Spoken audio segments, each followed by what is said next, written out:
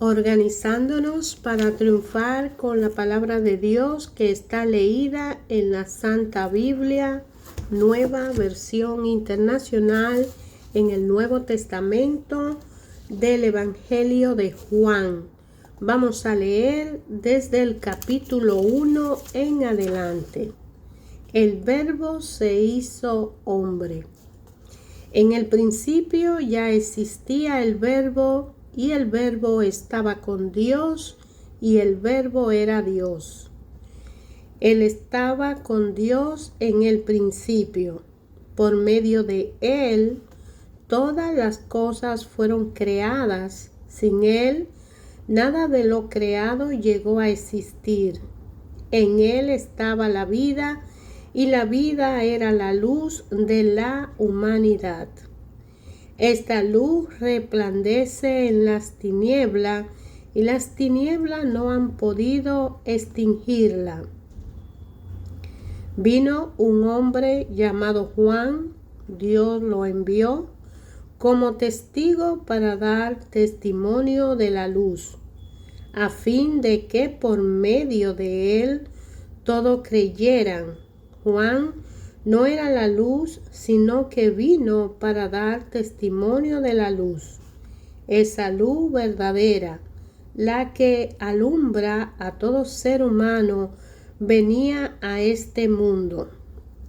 El que era la luz ya estaba en el mundo, y el mundo fue creado por medio de él, pero el mundo no lo conoció. Vino a lo que era suyo, pero los suyos no lo recibieron. Mas a cuanto lo recibieron, a los que creen en su nombre, le dio el derecho de ser hijos de Dios. Estos no nacen de la sangre, ni por deseos naturales, ni por voluntad humana, sino que nacen de Dios. Y el Verbo se hizo hombre y habitó entre nosotros. Y hemos contemplado su gloria, la gloria que responde al Hijo unigénito del Padre, lleno de gracia y de verdad. Juan dio testimonio de él, y a voz en cuello proclamó: Este es aquel de quien yo le decía, el que viene después de mí es superior a mí, porque existía antes que yo. De su plenitud todo hemos recibido gracia sobre gracia, pues la ley fue dada por medio de Moisés, mientras que la gracia y la verdad nos han llegado por medio de Jesucristo. A Dios nadie lo ha visto nunca. El Hijo unigénito, que es Dios y que vive en unión íntima con el Padre, nos lo ha dado a conocer. Este es el testimonio de Juan cuando los judíos de Jerusalén enviaron sacerdotes y levitas a preguntarle quién era. No se negó a declararlo, sino que confesó con franqueza: Yo no soy el Cristo. ¿Quién eres entonces?, le preguntaron. ¿Acaso eres Elías? No lo soy. ¿Eres el profeta? No lo soy. Entonces, ¿quién eres? Tenemos que llevar una respuesta a los que nos enviaron. ¿Cómo te ves a ti mismo? Yo soy la voz del que grita en el desierto: enderecen el camino del Señor. Respondió Juan con las palabras del profeta Isaías. Algunos que habían sido enviados por los fariseos lo interrogaron: Pues si no eres el Cristo, ni Elías, ni el profeta, ¿por qué bautiza?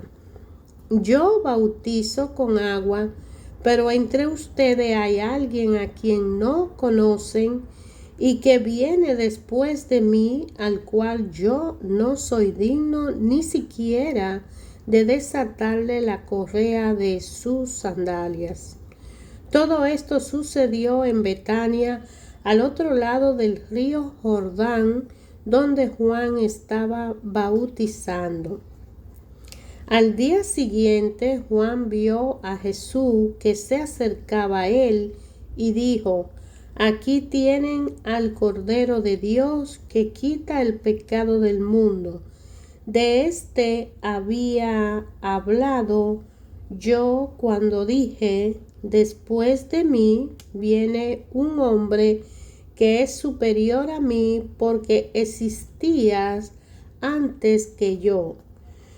Yo ni siquiera lo conocía, pero para que él se revelara al pueblo de Israel, viene bautizando con agua.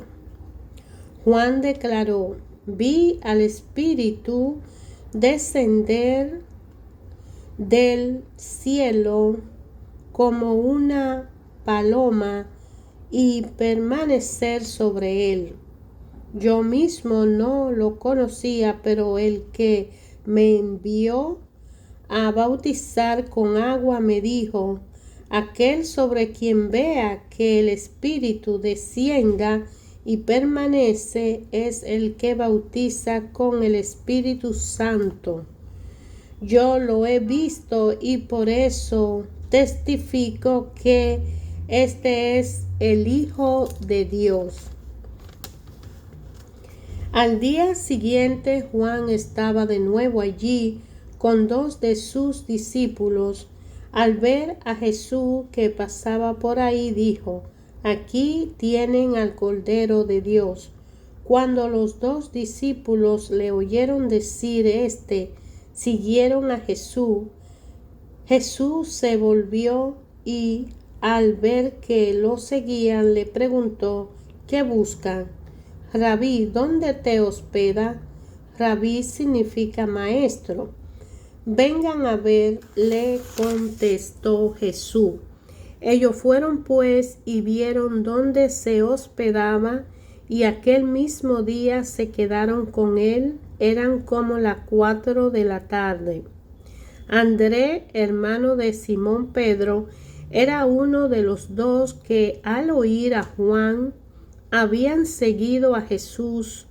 Andrés encontró primero a su hermano Simón y le dijo: hemos encontrado al Mesías, es decir, a Cristo. Luego lo llevó a Jesús, quien mirándolo fijamente le dijo: tú eres Simón, hijo de Juan, será llamado Cefa, es decir, Pedro. Al día siguiente Jesús decidió salir hacia Galilea. Se encontró con Felipe y lo llamó: sígueme. Felipe era del pueblo de Betsaida, lo mismo que Andrés y Pedro. Felipe buscó a Natanael y le dijo: hemos encontrado a Jesús de Nazaret, el hijo de José, aquel de quien escribió Moisés en la ley y de quien escribieron los profetas. ¿De Nazaret?, replicó Natanael. ¿Acaso de allí puede salir algo bueno? Ven a ver, le contestó Felipe. Cuando Jesús vio que Natanael se le acercaba, comentó: aquí tienen a un verdadero israelita en quien no hay falsedad. ¿De dónde me conoce?, le preguntó Natanael. Antes de que Felipe te llamara, cuando aún estaba bajo la higuera, ya te había visto. Rabí, tú eres el Hijo de Dios, tú eres el Rey de Israel, declaró Natanael. ¿Lo cree porque te dije que te vi cuando estaba debajo de la higuera? Vas a ver aún cosa más grande que esta. Y añadió: ciertamente le aseguro que ustedes verán abrirse el cielo y a los ángeles de Dios subir y bajar sobre el Hijo del Hombre. Al tercer día se celebró una boda en Caná de Galilea, y la madre de Jesús se encontraba allí. También habían sido invitados a la boda Jesús y sus discípulos. Cuando el vino se acabó, la madre de Jesús le dijo: ya no tienen vino. Mujer, ¿eso qué tiene que ver conmigo? Respondió Jesús: todavía no ha llegado mi hora. Su madre dijo a los sirvientes: hagan lo que él les ordene. Había allí 6 tinajas de piedra de la que usan los judíos en sus ceremonias de purificación. En cada una cabían unos 100 filtros. Jesús dijo a los sirvientes: llenen de agua las tinajas. Y los sirvientes la llenaron hasta el borde. Ahora saquen un poco y llévenlo al encargado del banquete, les dijo Jesús. Así lo hicieron. El encargado del banquete probó el agua convertida en vino sin saber de dónde había salido, aunque sí lo sabían los sirvientes que habían sacado el agua. Entonces llamó aparte al novio y le dijo: todos sirven primero el mejor vino, y cuando los invitados ya han bebido mucho, entonces sirven el más barato, pero tú has guardado el mejor vino hasta ahora. Esta, la primera de sus señales, la hizo Jesús en Caná de Galilea. Así reveló su gloria y sus discípulos creyeron en él. Después de esto, Jesús bajó a Capernaum con su madre, sus hermanos y sus discípulos, y se quedaron allí unos días. Cuando se aproximaba la Pascua de los judíos, subió Jesús a Jerusalén, y en el templo halló a los que vendían bueyes, ovejas y palomas, e instalado en su mesa a los que cambiaban dinero. Entonces, haciendo un látigo de cuerda, echó a todo del templo, justamente con sus ovejas y sus bueyes, regó por el suelo las monedas de los que cambiaban dinero y derribó su mesa. A los que vendían las palomas les dijo: saquen estos de aquí. ¿Cómo se atreven a convertir la casa de mi Padre en un mercado? Sus discípulos se acordaron de que está escrito: el celo por tu casa me consumirá. Entonces los judíos reaccionaron preguntándole: ¿qué señal puede mostrarnos para actuar de esta manera? Destruyan este templo, respondió Jesús, y lo levantaré de nuevo en 3 días.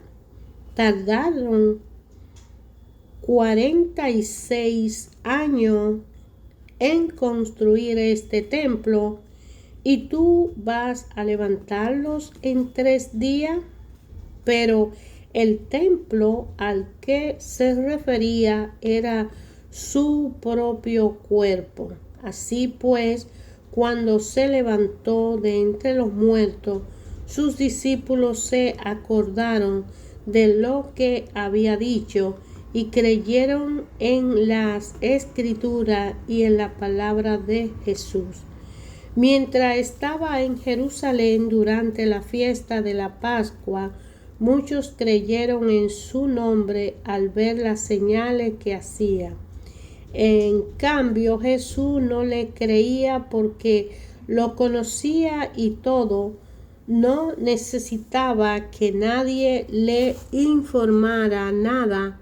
acerca de los demás, pues él conocía el interior del ser humano.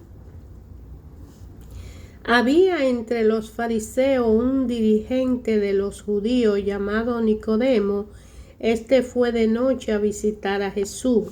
Rabí, le dijo, sabemos que eres un maestro que ha venido de parte de Dios, porque nadie podría hacer las señales que tú haces si Dios no estuviera con él.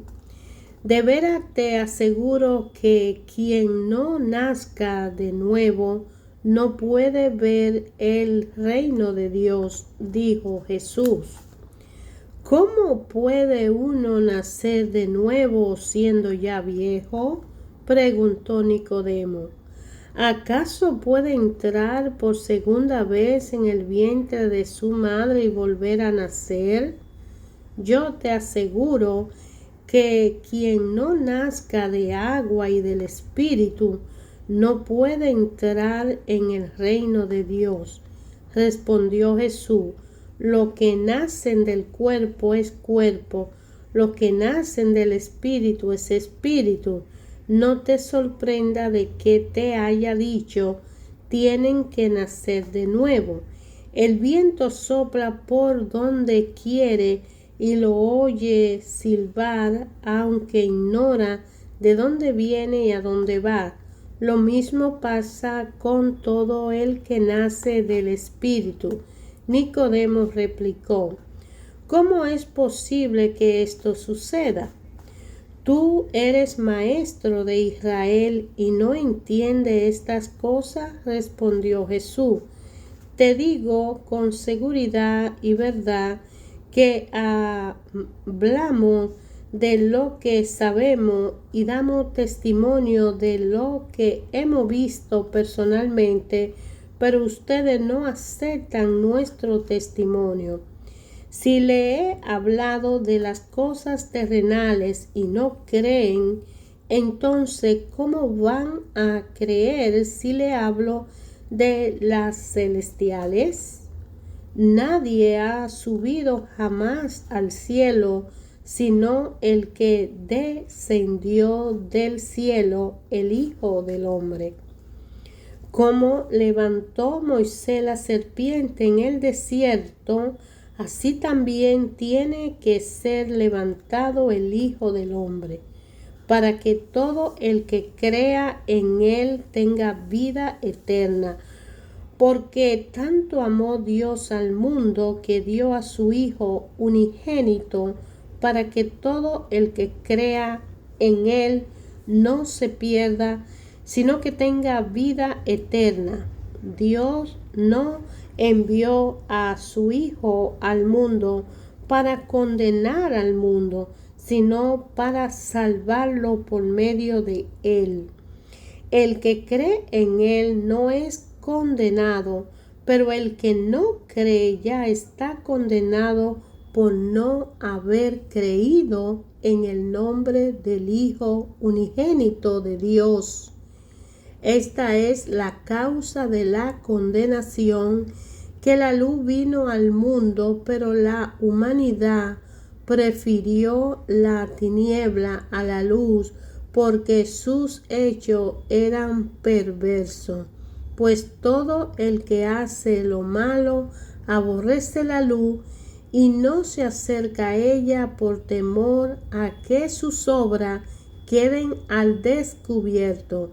En cambio, el que practica la verdad se acerca a la luz para que se vea claramente que ha hecho su obra en obediencia a Dios. Después de esto, Jesús fue con sus discípulos a la región de Judea. Allí pasó algún tiempo con ellos y bautizaba. También Juan estaba bautizando en Enón, cerca del Salín, porque allí había mucha agua, así que la gente iba para ser bautizada. Esto sucedió antes de que encarcelaran a Juan. Se entabló entonces una discusión entre los discípulos de Juan y un judío en torno a los ritos de purificación. Aquellos fueron a ver a Juan y le dijeron: Rabí, fíjate, el que estaba contigo al otro lado del Jordán y de quien tú diste testimonio, ahora está bautizando y todos acuden a él. Nadie puede recibir nada a menos que Dios se lo conceda. Le respondió Juan: ustedes me son testigos de que dije: yo no soy el Cristo, sino que he sido enviado delante de él. El que tiene a la novia es el novio, pero el amigo del novio que está a su lado y lo escucha se llena de alegría cuando oye la voz del novio. Esa es la alegría que me inunda. A él le toca crecer y a mí menguar. El que viene de arriba está por encima de todo. El que es de la tierra es terrenal y de lo terrenal habla.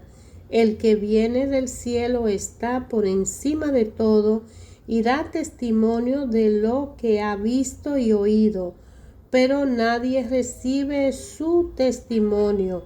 El que lo recibe certifica que Dios es veraz. El enviado de Dios comunica el mensaje divino, pues Dios mismo le da su espíritu sin restricción. El Padre ama al Hijo y ha puesto todo en su mano. El que cree en el Hijo tiene vida eterna, pero el que rechaza al Hijo no sabrá lo que es esa vida, sino que permanecerá bajo el castigo de Dios. Jesús se enteró de que los fariseos sabían que él estaba haciendo y bautizando más discípulos que Juan, aunque en realidad no era Jesús quien bautizaba, sino sus discípulos. Por eso se fue de Judea y volvió otra vez a Galilea. Cuando tenía que pasar por Samaria, llegó a un pueblo samaritano llamado Sicar, cerca del terreno que Jacob le había dado a su hijo José. Allí estaba el pozo de Jacob. Jesús, fatigado del camino, se sentó junto al pozo. Era cerca del mediodía. Sus discípulos habían ido al pueblo a comprar comida. En eso llegó a sacar agua a una mujer de Samaria y Jesús le dijo: dame un poco de agua. Pero como los judíos no usan nada en común con los samaritanos, la mujer le respondió: ¿cómo se te ocurre pedirme agua si tú eres judío y yo soy samaritana? Si supiera lo que Dios puede hacer y conociera al que te está pidiendo agua, contestó Jesús, tú les habría pedido a él y él te habría dado agua que da vida. Señor, ni siquiera tiene con qué sacar agua y el pozo es muy hondo. ¿De dónde pues vas a sacar esa agua que da vida? ¿Acaso eres tú superior a nuestro padre Jacob, que nos dejó este pozo del cual bebieron él, sus hijos y su ganado? Todo el que beba de esta agua volverá a tener sed, respondió Jesús, pero el que beba del agua que yo le daré no volverá a tener sed jamás, sino que dentro de él esa agua se convertirá en un manantial del que brotará vida eterna. Señor, dame de esa agua para que no vuelva a tenerse ni siga viniendo aquí a sacarla. Ve a llamar a tu esposo y vuelve acá, le dijo Jesús. No tengo esposo, respondió la mujer. Bien has dicho que no tiene esposo. Es cierto que has tenido 5 y el que ahora tiene no es tu esposo. En esto ha dicho la verdad. Señor, me doy cuenta de que tú eres profeta. Nuestros antepasados lo adoraron en este monte, pero ustedes los judíos dicen que el lugar donde debemos adorar está en Jerusalén. Créeme, mujer, que se acerca la hora en que ni en este monte ni en Jerusalén adorarán ustedes al Padre. Ahora ustedes adoran lo que no conocen. Nosotros adoramos lo que conocemos, porque la salvación proviene de los judíos. Pero se acerca la hora, y ha llegado ya, en que los verdaderos adoradores rendirán culto al Padre en espíritu y en verdad, porque así quiere el Padre que sea lo que le adoren. Dios es espíritu y quienes los adoran deben hacerlo en espíritu y en verdad. Sé que viene el Mesías, al que llaman el Cristo, respondió la mujer. Cuando Él venga nos explicará todas las cosas. Ese soy yo, el que habla contigo, le dijo Jesús. En esto llegaron sus discípulos y se sorprendieron de verlo hablando con una mujer, aunque ninguno le preguntó qué pretendes o de qué habla con ella. La mujer dejó su cántaro, volvió al pueblo y le decía a la gente: vengan a ver a un hombre que me ha dicho todo lo que he hecho. ¿No será este el Cristo? Salieron del pueblo y fueron a ver a Jesús. Mientras tanto, sus discípulos le insistían: Rabí, come algo. Yo tengo un alimento que ustedes no conocen, replicó él. ¿Le habrán traído algo de comer? Contestaban entre sí los discípulos. Mi alimento es hacer la voluntad del que me envió y terminar la obra, le dijo Jesús. ¿No dicen ustedes todavía falta 4 meses para la cosecha?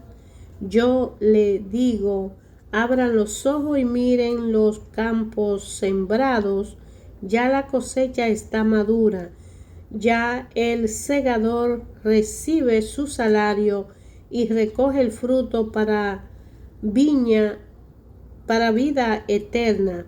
Ahora tanto el sembrador como el segador se alegran juntos, porque como dice el refrán, uno es el que siembra y otro el que cosecha. Yo le he enviado a ustedes a cosechar lo que no le costó ningún trabajo. Otros se han fatigado trabajando y ustedes han cosechado el fruto de ese trabajo. Muchos de los samaritanos que vivían en aquel pueblo creyeron en él por el testimonio que daba la mujer. Me dijo todo lo que he hecho. Así que cuando los samaritanos fueron a su encuentro, le insistieron en que se quedara con ellos. Jesús permaneció allí 2 días y muchos más llegaron a creer por lo que él mismo decía. Ya no creemos solo por lo que tú dijiste, le decía la mujer, ahora lo hemos oído nosotros mismos y sabemos que verdaderamente Este es el Salvador del mundo. Después de estos 2 días, Jesús salió de allí rumbo a Galilea, pues como él mismo había dicho, a ningún profeta se le honra en su propia tierra. Cuando llegó a Galilea, fue bien recibido por los galileos, pues estos habían visto personalmente todo lo que había hecho en Jerusalén durante la fiesta de Pascua, ya que ellos habían estado también allí. Y volvió otra vez Jesús a Caná de Galilea, donde habían convertido el agua en vino. Había allí un funcionario real cuyo hijo estaba enfermo en Cafarnaúm. Cuando este hombre se enteró de que Jesús había llegado de Judea a Galilea, fue a su encuentro y le suplicó que bajara a sanar a su hijo, pues estaba a punto de morir. Ustedes nunca van a creer si no ven señales y prodigios, le dijo Jesús. Señor, rogó el funcionario, baja antes de que muera mi hijo. Vuelve a casa que tu hijo vive, le dijo Jesús. El hombre cayó lo que Jesús le dijo y se fue. El hombre creyó lo que Jesús le dijo y se fue. Cuando se dirigió a su casa, sus siervos salieron a su encuentro y le dieron la noticia de que su hijo estaba vivo. Cuando le preguntó a qué hora había comenzado su hijo a sentirse mejor, le contestaron: ayer a la 1 de la tarde se le quitó la fiebre. Entonces el padre se dio cuenta de que precisamente a esa hora Jesús le había dicho: tu hijo vive. Así que creyó él con toda su familia. Esta fue la segunda señal que hizo Jesús después de que volvió de Judea a Galilea. Hermanos, leer la palabra de Dios, instruirnos en la palabra de Dios y meditar la palabra de Dios nos ayuda, nos edifica y nos ilumina, nos guía en todo nuestro proceso de caminar. Hay una esperanza en leer la palabra de Dios porque el pecado se desaparece de nuestra vida, porque la palabra de Dios nos ayuda a hacer una conversión a Jesucristo. Y por eso no hay pecado ni culpa que Dios no esté dispuesto a afrontar a nuestro lado, de la mano con Él, leyendo y meditando su palabra. Él no puede ayudar, Él nos ofrece una vida nueva y renovada cuando leemos la Escritura y obtenemos una conversión verdadera.